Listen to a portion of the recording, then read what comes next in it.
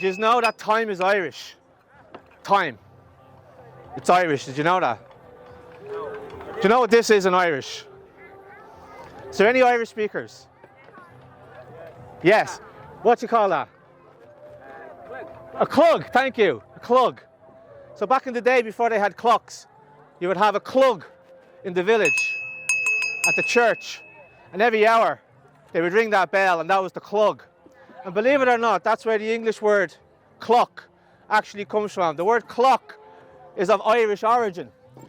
And the clue is when we say o'clock, just in case you didn't catch that, even the surname is Irish as well. So when we say 1 o'clock, it's an Irish family name.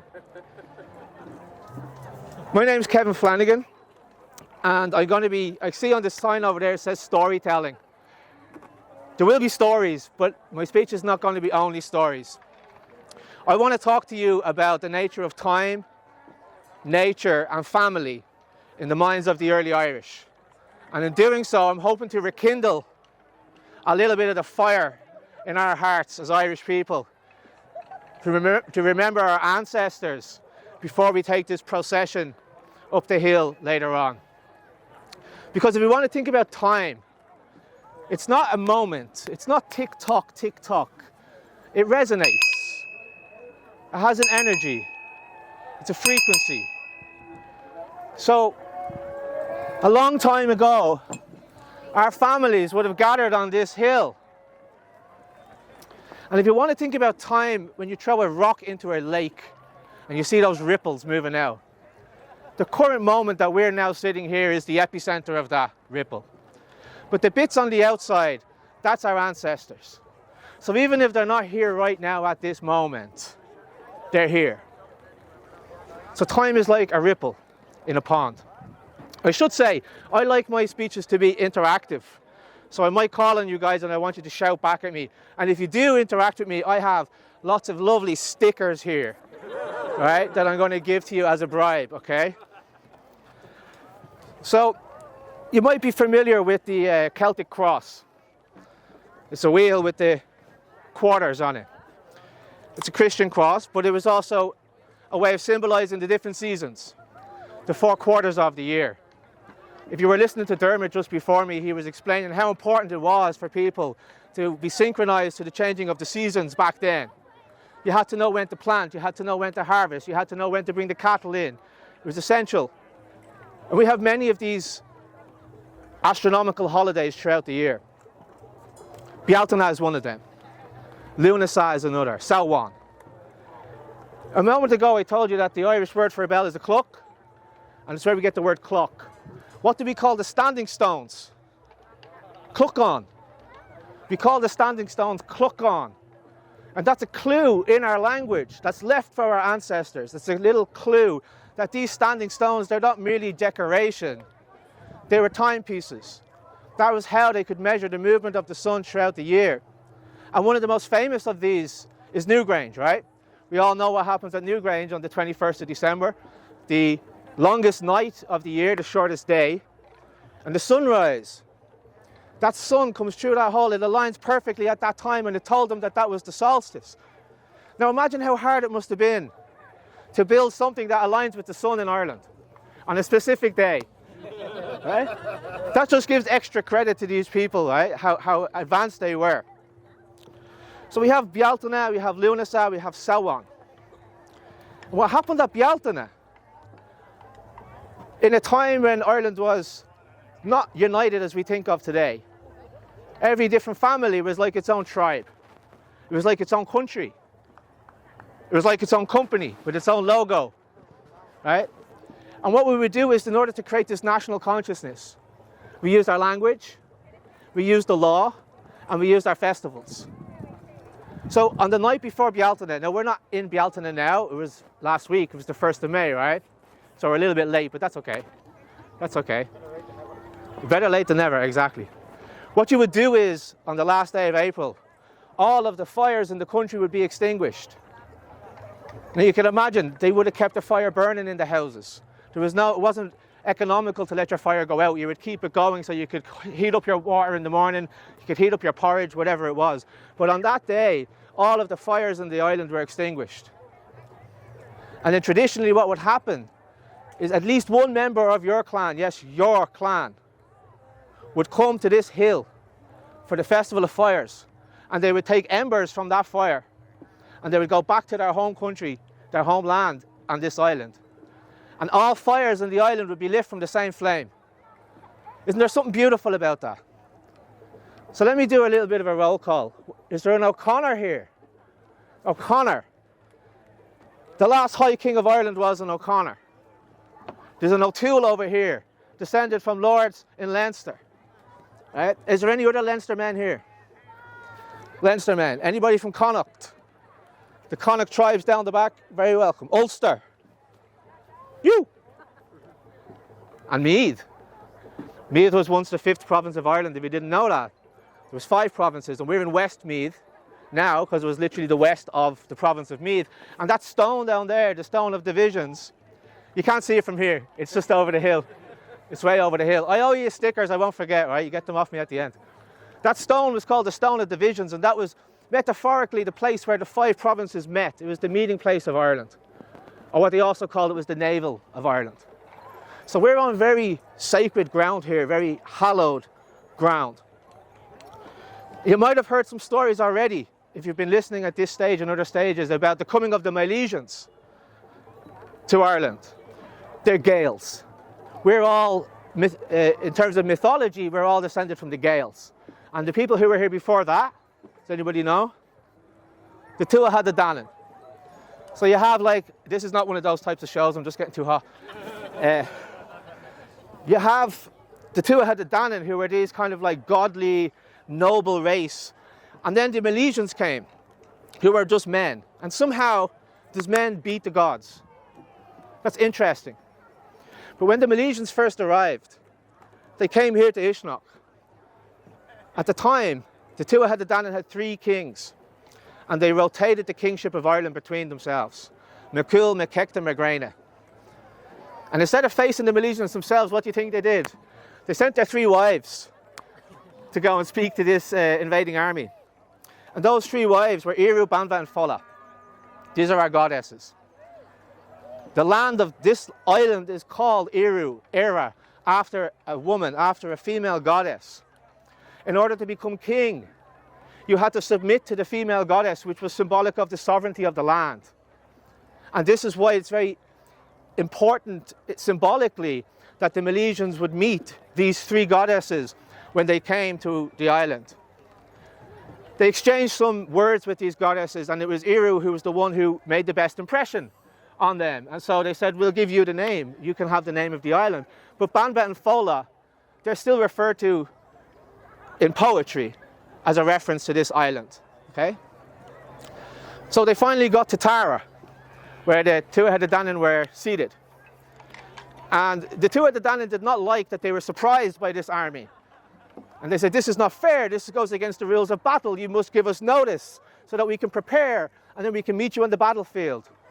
And they called one of the Milesians forward, and his name was Emergin. Emergin was the druid, or the poet, of these Milesians. And they said, you're a druid, you're a Brehon as well. He was a Brehon, a judge maker. Because that far back in history, the druid, the poet and the Brehon was one office, basically. As we went on through history, they specialised. But at that time, he was the wise one of the Milesians. And they said to him, you, Brehon, druid, you have to give a judgment now. This is not fair that you're invading us like this. And the judgment that he gave was, okay, we will sail 9 waves out back off the island. We'll go 9 waves out, and then we're going to try and come back and take the island. And the Tuatha De Danann said, that's fair. That's what we'll do. Go and sail your 9 waves. We'll prepare, and we're going to meet you in battle. So they sailed out, and the Tuatha De Danann did something tricky. They sent down their druids and their wizards down to the coast to whip up a big storm, and they were calling the wind and they were calling the rain, and this big storm was coming along. Now I need my notes for this part because my memory isn't great anymore. But there's a famous piece of poetry from this moment called the Song of Emergin. So being confronted with this scene, massive storm, shipwreck, everything like this, he stood up and he raised his hand to the storm and said, Am gui imur, am ton trehem. I am the wind of the sea. I am the ocean wave. Am fuam mara, am dam shacht nerent. I am the thunderous sea. I am a stag of 7 antlers. I am the hawk on a cliff. I am the sunlit dewdrop. I am a delicate flower. I am the raging boar. I am the salmon in the pool. I am the lake in the plain. I am the summit of the arts. I am a valley, echoing voices. I am the battle-hardened spearhead. I am the God who inflames desire.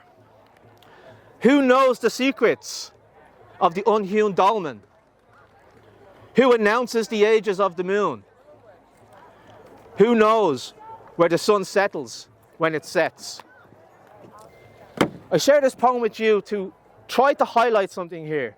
I'm trying to reach for the conception of nature to these people and how they saw themselves in relation to nature. He went through each one of those verses saying, I am, I am, I am, and he described a part of nature, something that's all around us. And so this is a sort of poem that I believe can be meditated upon. Us today, we can still meditate upon these words of Emergin and allow ourselves to become more in tune with that nature, more connected to that nature. This comes up in the Brehon Laws quite a lot as well. I don't know if I didn't mention this, but the Brehon Academy, that's my website. I'm very interested in the Brehon Law, so I tried to find connections from what I'm speaking about. I studied law myself, so I'm very interested in the Brehon Law. And what I'm talking about here is mythology and poetry, but years later we find these same principles coming up in our very legal system in Ireland. For example, it was a crime to chop down a tree in the woods, especially the sacred trees. You couldn't do that because it didn't belong to you, it belonged to all, and you could not chop down and kill nature. Anything that you took from the forest you had to use, and you had to be grateful for it. We have laws about beekeeping. We have many different laws that talk about how we need to protect nature. A beautiful characteristic of these laws were that even animals had an honor price. So your cat or your dog or your cow, they all had their own honor price, and in this way they were affording personality, they were affording rights to these animals. And if you had a cat that was a lazy cat that didn't catch mice, it's going to have a lower honor price than the one who catches the mice. So they actually took into account like the value of these animals and how they added to our life and how they improved our lives. I'd like to share 2 stories to illustrate this a little bit more. The first story is about Cormac MacArt. What I should say first, when the Brehon, the judge, was making his judgments, it's nothing like our courts today, nothing like it. On the one hand, they had to pronounce their judgments based on the customs of the people that already existed by the people. They made the law, the Brehon just had to know and interpret it. They also had to give a pronouncement in the form of a poem, so I had to rhyme and I had to be poetic. And they had to give a pronouncement that called on a principle of nature. So we talk about natural law today, that's what they were doing. They were looking for principles in nature that they could apply to the human world and say that this is the principle, this is the reason for the judgment. There's a famous quote from John Davies. I don't like to call him sir. John Davies, he was the Attorney General for Ireland in the early 17th century. And he was not a friend of the Irish, and he was not a fan of the Brehon Law. But he said, there is no nation of people under the sun who loves justice better than the Irish, nor will they rest better satisfied with the execution of the law, even if it's against themselves, so that they too can have the benefit and the protection of the law when upon just cause they do desire it. I said that a lot of times, that's why I remember. Let me simplify that a bit. He's saying there's a people here on this island that I've never seen before in the world, anything like this, where even if they're the defendant and even if the case is against them, they still rejoice in the judgment because they could feel justice. Justice was something they could feel. It was part of their identity. It was part of their culture. They valued it. It was really important to them that just things would happen. So back to Cormac. Cormac was a young boy. His father had been a king before him, but his throne was usurped. So because his throne was usurped, Cormac had to go into hiding as a young boy, and he was raised in secret. One day he finds himself at the hill of Tara, not too far from here. And he comes upon a court case that is happening. And what happened was there was a young farmer woman called Benaid, and Benaid's sheep escaped. And she got into the crops of the queen and eats these crops. These are very expensive crops that were used for dyeing clothes, called woad. So the queen said, I've been injured. There's been a loss of property here. You didn't take care of your sheep. It trespassed into my land. That's a clear case. I want compensation. So she called on her husband, who was the king. That was pretty normal back then. The king was supposed to have what we would call today the judgment of King Solomon. It was a kingly trait. Good judgment was a sign of a good king. So they called him in, and he said, well, this is a no-brainer. Give her the sheep as payment. The crops are damaged. You have a sheep. Give her the sheep as payment. Now, upon hearing that judgment, a young voice in the crowd shouted out and said, this is a false judgment. This is not the true judgment. Because as the fleece grows on the sheep, so does the fleece grow on the land. Can you see the difference there? The fleece of the sheep will regrow, and the crops that have been taken will regrow. As the fleece grows on the sheep, so does the fleece grow on the land. So she should give the fleece of the sheep as payment, not the sheep itself. And according to our legends, it was because he did that he was then recognized as the rightful king, and the king stepped down nobly and stepped aside and said, you're the rightful king. But probably didn't work like that in reality, but in that story it does. Now, I tell that story just to illustrate this idea of bringing nature into the judgment, bringing the principle of nature in order to make your point. This was so essential to the Irish. It was essential to who they were as Irish people. The next story then I want to share with you. You might have heard this. Has anybody heard the phrase, to every cow its calf? There's a few nods there, a few no's, a few yeses. I've heard that growing up, and I never knew where it came from. It's just one of those Irish sounding phrases that sounds like it has wisdom in it. But it actually, again, comes from Brehon Law. One of the first, they say, ever copyright case that ever happened on this island, when there was a dispute between two monks or priests, St. Columcille and St. Finian. So St. Finian, he was the older one, and they had their monasteries, and they were very into writing books and manuscripts and so on. And he had a beautiful book of prayers and litany and gospels and so on. And Columcille got his hands on this book, and he did what any monk would have done back then. He decided to copy the book because he wants a copy of this beautiful book. Now, Finian didn't like that. Finian didn't like that he copied the book without his permission. So they ended up going to a Brehon. And the Brehon hears the case from both sides. And again, he has to look for that principle in nature in order to validate his judgment. And the principle he found was, well, to every cow, it's little cow. It's the direct translation. To every book, it's little book. To every book, it's copy. And he ruled in favour of Finian, and he said this shouldn't have been copied because if a cow gives birth to a calf, it clearly belongs to the cow. If a book gives birth to a little book, it clearly belongs to the big book. Now, one of the problems in Brehon Law, I don't like to look at this with rosy-coloured glasses all the time. It helps a little bit, but you have to be realistic. Was that there was no enforcement mechanism. That was one of the best things about it. There was no police force. There was no prisons. The king was not coming down to make sure that the judgment was followed. The reason people followed the law is because they believed in it, and they felt that feeling of justice. They wanted to follow the law. But there was rare cases like this between the two monks where that didn't happen. And they ended up having a big battle between them. As a result of that battle, and as a result of the bloodshed and the loss that happened, Columcille left Ireland.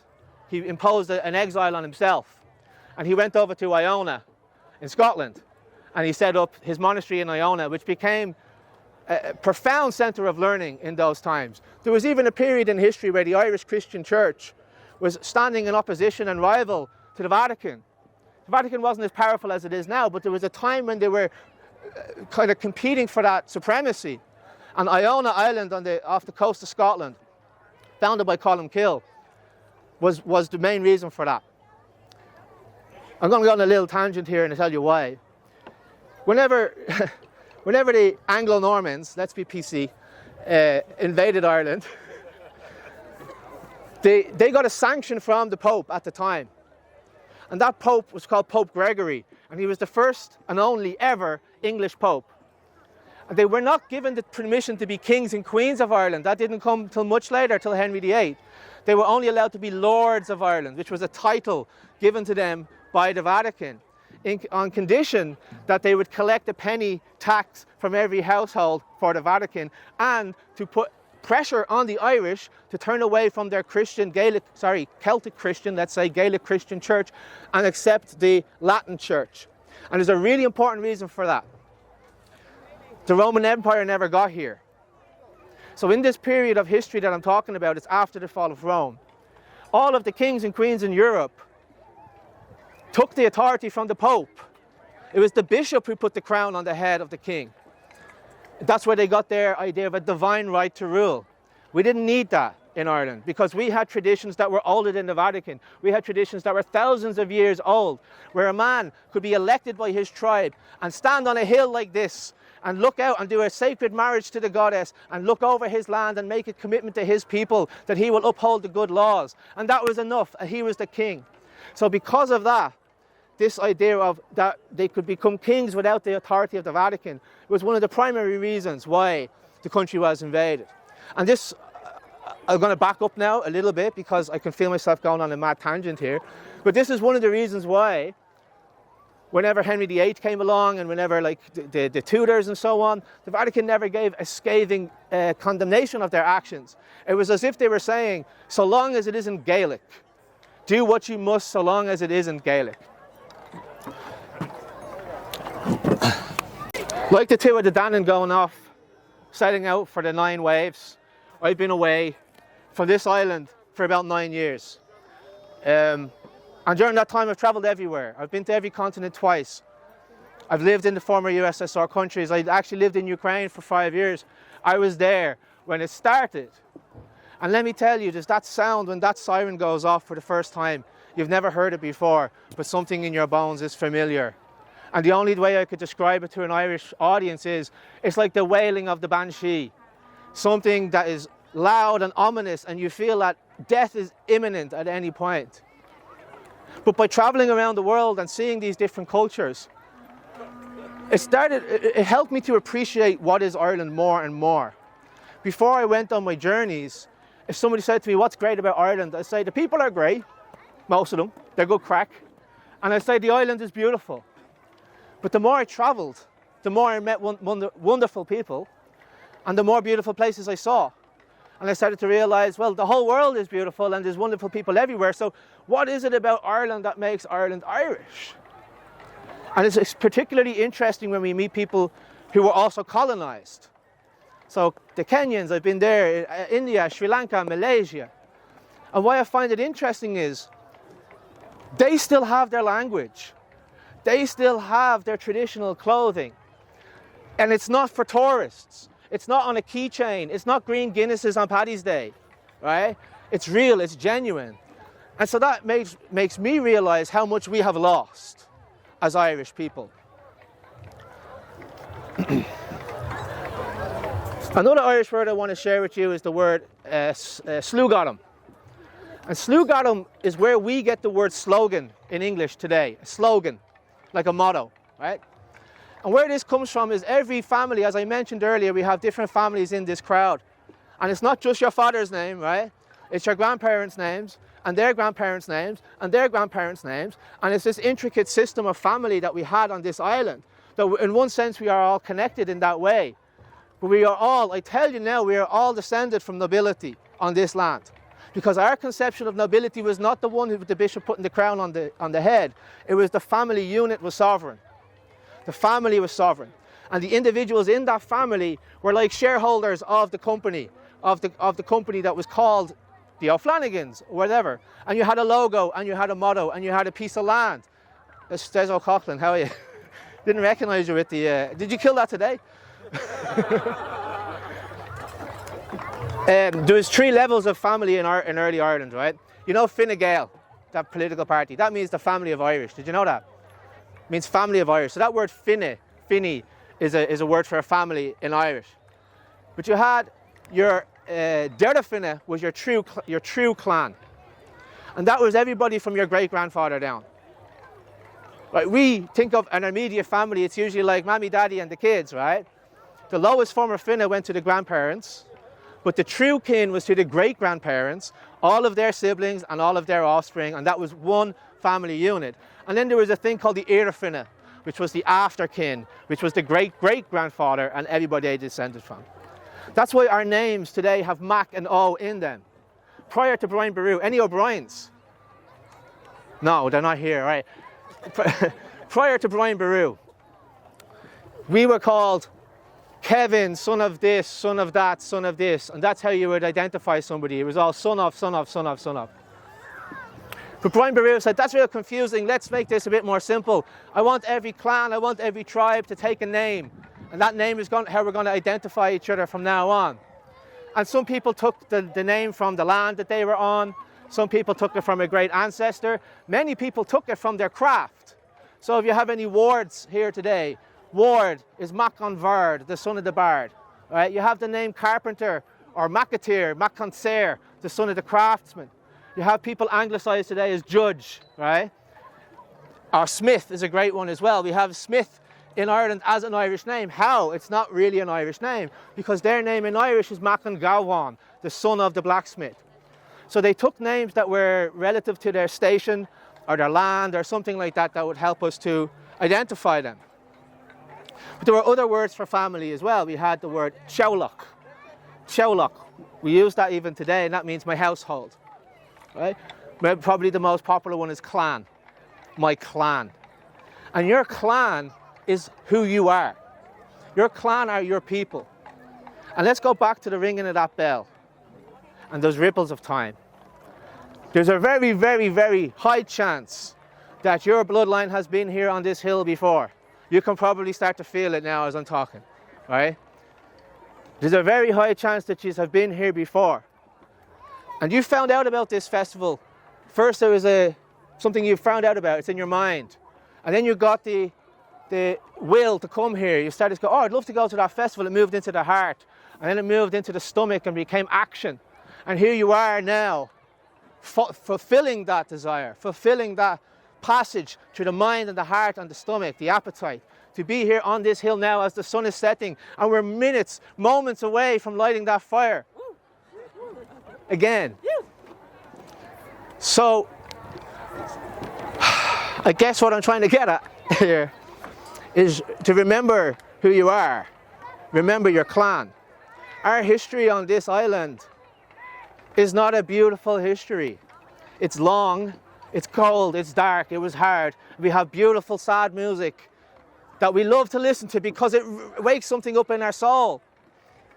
So next time when you're putting an extra spoon of sugar in your tea, or you open your fridge and it's full, or you sit down to binge on Netflix and you have that level of luxury and comfort that our ancestors couldn't have even dreamed of, just take a moment to appreciate their struggle. Imagine the cold winters, the famines, the invasions, the rebellions, the blood is in the soil, the amount of people who gave their lives for this country. And they survived so you could be sitting here right now. Isn't that wonderful? You are the final expression of all of that struggle and all of that history. You are the final expression of that now, today, at this moment. So I'm going to ask you, we mightn't be able to bring these embers from the fire back down to our houses, but I'll ask you to accept the invitation that you are the representative of your clan here today. And when we go up to that fire, what you're doing is you're symbolically taking those embers back down off the fire, down off the hill, back into the real world. And let that fire be a symbol of our culture. Let that fire be a symbol of who we are. Because our identity is not final, it's not defined, right? We can change. I wasn't sure if I was going to do this, but I'm feeling like I'm going to do this, right? It feels right. I have in here these beautiful pins that I wear. Can you see it? It's a sword with a harp. Now, I didn't know they were going to be that big. I thought they'd be these small little ones, so I was surprised when I got it, but it makes a statement. So what I'd like to do is, If any words that I've spoken on this stage so far have made you feel something, if you got a little tingle, if your heart skipped a beat, if you felt something, if you felt your ancestors calling you, then you know what you have to do next. So if you are prepared to be that person in your family who will represent and help to revive the culture of this land, to protect, promote and propagate it, then step up here, tell me your clan name, and I'm going to give you one of these pins. Give them a clap. What's your name? O'Malley. O'Malley. O'Malley. Hello. Oh, thank you. What's your name? Nimwelveen. Nimwelveen. Thank you. Charles Phelan. Phelan. Do I know you? No. First time. You look familiar. From Kilkenny. From Kilkenny, very well. I only have 10. So, No, first you one. got one. Okay. I won't clone Okay. I'll stick Hello. Tracy. What's your family name? Your family name is Tracy. And what's your first name? Orla Tracy. There you go, Orla. That's for you. Hiya, Hogwarts. McGrath. I'm McGrath. I'm McGrath through and through. Thanks There you go. Hello. Hi, I'm a Roddy. Ruddy. And what's your first name? Elizabeth. Elizabeth Ruddy. Here you go. Thank you. We've only a few left, lads. Your name? Hegarty. Hegarty. What first name? John. John of the Hegarty clan. That's for you, sir. Thanks. It's McAleer. There you go. Oh, Finn thanks a lot, McAleer. Thank you. How many have we got? Woo, we're down. Got 2 left. Done. Done. Yeah. There you go. Yeah. Kevin. Gavin Dunn. Yeah. Great talk. Cody. Cody. And that's the family name? Family name, yeah. Nice to meet you. Okay, so that worked. I thought that might fall in its face, but it seemed to work a little bit. I was a bit apprehensive. And I forgot about the stickers. I've loads of stickers if anybody wants stickers. I'm not going to litter the field. Here, I'll come with the kids. you can give them out. Oh, okay. Come in. All right, so I'm going to leave you with this. Remember what I've talked about here today. The concept of time, that time is not the current moment, it's a ripple. And the things that we do today, we'll leave here tonight, but you'll still be here in that ripple. You understand? That energy stays. And that energy of our ancestors is still here. It's still here. Think about our relationship with nature. Think about, having a moment to just see the wind blowing the branches of the trees for a second. And remember that song of Armergin. And remember that even though we feel separate from nature, we are absolutely intimately connected with nature at all times. And finally, remember that you are the final expression, the last being of your lineage. And they had visions and they had hopes and they had dreams for the future. We don't know if they fulfilled them or not, but you're here to continue on that legacy, to continue on the memory of them. So don't let that be nothing. Don't let that just be how you sign your name. Now that you have those pins, if you have a cúpla focal, get a cúpla more. If you play an instrument, play a few Irish songs. If you have kids, teach them the mythology, give them Irish legends when they go to sleep at night. Do something, anything more to keep adding and bringing that culture back, so we can start off with the little ember of this fire. But when we bring it down, we want to blow on those embers. Because Irish heritage is a little bit like that fire where the embers go down and then sometimes there's a revival. The fire can never be extinguished. Thinking of Padraig Pearse, you cannot conquer Ireland. Why can you not conquer Ireland? Because Ireland is not a landmass. Ireland is not even a people. Ireland is a mindset. So we are the flame bearers now. The current living generation, it's our responsibility to determine what future history says of this day today. So enjoy the fire and thank you very much.